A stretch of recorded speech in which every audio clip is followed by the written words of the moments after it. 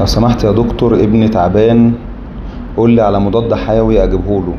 انا مش فاهم السؤال بجد، ملوش اجابه. يعني ابنك تعبان ماله؟ انا معرفش. وبعدين مين قال ان هو محتاج مضاد حيوي اصلا؟ يعني تعالى نفترض انك تقصدي بكلمه تعبان دي مثلا يعني انه سخن مثلا او بيكح. هل ده معناه ان هو عايز مضاد حيوي؟ احنا قلنا قبل كده ان بنسبه 90% كل الاصابات اللي بتصيب الاطفال فيروسيه، مش محتاجه مضاد حيوي اصلا يعني. فعلى اي اساس شخصت ان ابنك علاجه مضاد حيوي؟ وتعالى نفترض ان ابنك من ال10% اللي محتاجين مضاد حيوي. انهي مضاد حيوي؟ يعني انهي نوع؟ ما المضادات الحيوية انواعها كتيرة جدا، وكل نوع بيشتغل على مرض معين.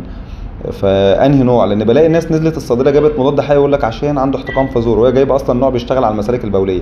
يعني اي تجارب فاشله، وبنحرق الادويه وبنعمل حاجه اسمها مقاومه المضاد الحيوي، ولما نيجي نحتاج المضاد ده بجد ما بيجيبش نتيجه. حضرتك حرقتيه في حاجه مش مهمه خالص. واحد معاه كارت المفروض يشيله في جيبه للموقف اللي محتاج الكارت ده فيه، حضرتك طلعت الكارت حرقتيه في موقف مش مهم خالص. نيجي بقى بجد الولد تعبان النهارده وعايزين نوع المضاد الحيوي ده، اكتشف ان حضرتك استخدمتيه في حاجه مش مهمه خالص، فما بيجيبش نتيجه. فربنا يستر على اولادكم. ابنك لازم يتفحص، اي حد عيان لازم يتفحص. عندك سؤال نظري اكتبي لي انا اجاوبك، سؤال نظري، انما عيان لازم يتفحص.